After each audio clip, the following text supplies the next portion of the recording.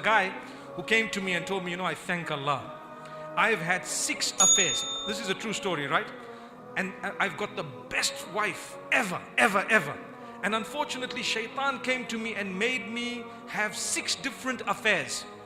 And I thank Allah that my wife didn't find out. And I repent to Allah and I ask Allah's forgiveness. And today I am a person who'd never ever do that. And I said, brother, why are you telling it to me? Because if that's the case, you might have told it to others as well. And if you're going to tell it to others, your wife's going to get to know. And even if your wife gets to know 6 years later, I don't think she's Ghafoorur Rahim. Subhanallah.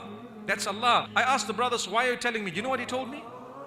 He says, I'm only ever telling you so that you can relate it to the people. That's what I'm doing here.